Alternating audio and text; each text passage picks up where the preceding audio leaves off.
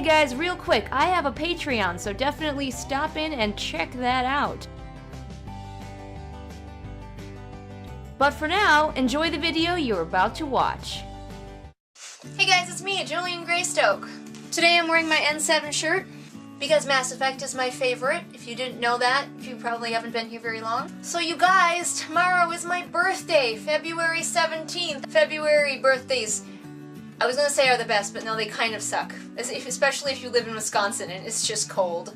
When I was a child, I always wanted ice cream cake for my birthday, and I never got it because it was too fucking cold. So because it's my birthday and I can do whatever the hell I want, I decided it would just— oh, hey, Nigel's here. I decided it would just be fun to do a video just filled with random factoids about mostly my writing and the books that I have published or hope to be publishing soon. Just because. This is what I want to do. If this doesn't interest you, bye. But because I'm going to be 32 years old, I know I'm fucking old, I'm doing 32 facts.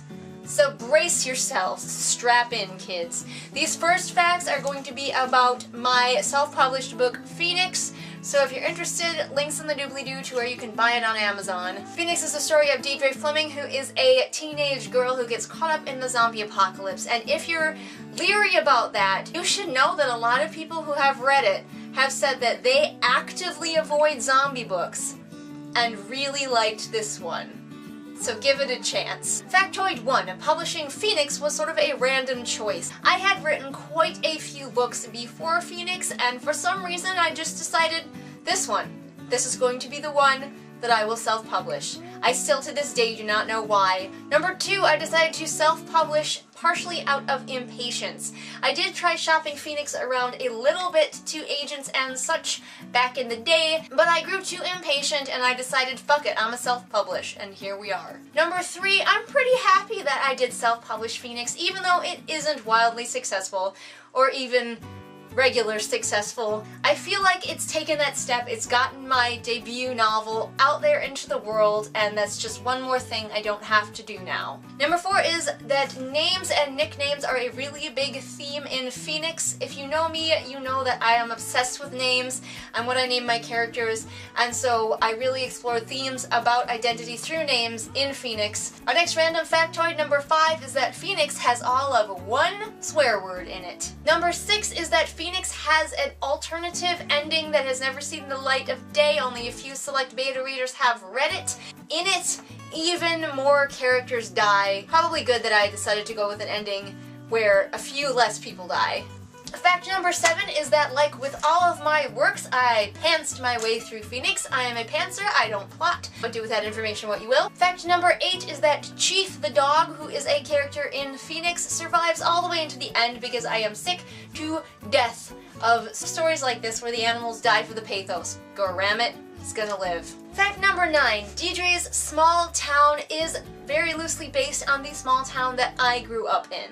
Fact number 10 is that I was definitely drawn to writing a story that was a small town zombie apocalypse experience. A lot of the time when you have a zombie apocalypse story, it takes place in a big city or something like that, and I really wanted to know what it'd be like in a small town, especially since in a small town you would probably be ignored by the military and help would not be coming for you if help was to be had. Number 11, if you are interested in my writing and in zombies in general but don't want to purchase Phoenix, you can check out right now a novelette called The Gun Horse, which can be read for free on my Wattpad. It is about the experiences of a horse and a dog in a zombie apocalypse. Again, prompted because I was sick of reading about zombie stories where animals are useless or a liability. The next book I'm going to talk about is an unpublished book of mine called Diary of a Demon.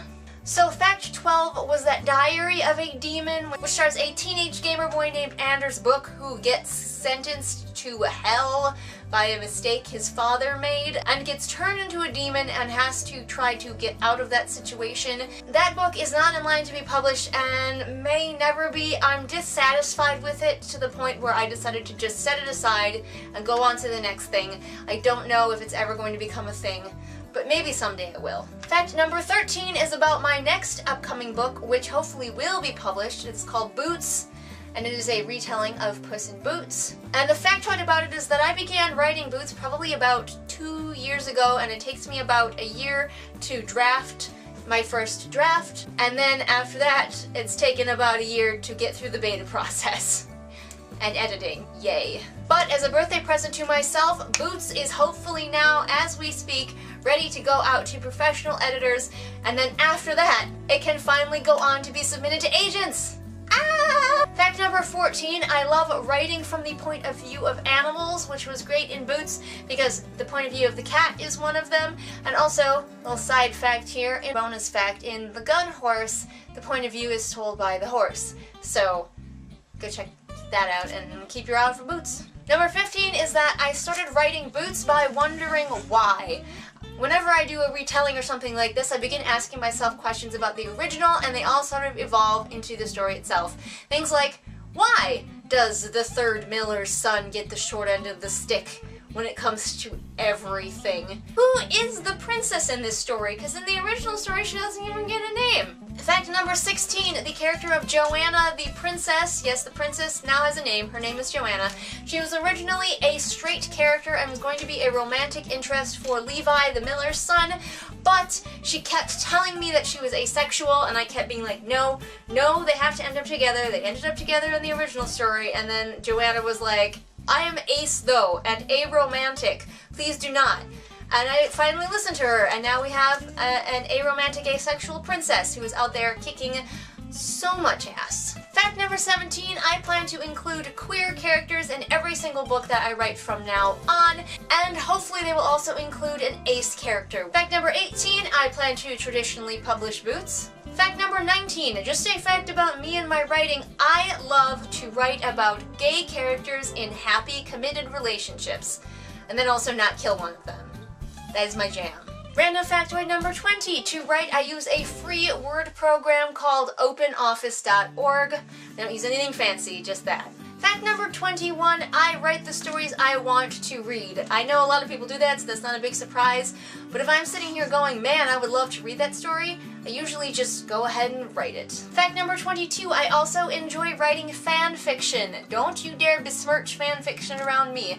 It's really fun and a great way to practice. Fact number 23, my mother is always one of my first readers. Even when my husband can't make it through one of my books, which does happen, he has very different tastes in books than what I write. It's not really his fault. But my mother will always read my books. Fact number 24, I do have a Wattpad, so if you are interested in seeing some of my writing for free, go check that out. I also have an archive of our own if you want to see more of my fanfiction. Random factoid number 25, I'm super jealous of people who can write erotica and stuff like that, because I wish I was into that, because erotica is popular and romance is popular, and I just have no interest in writing that. Damn it.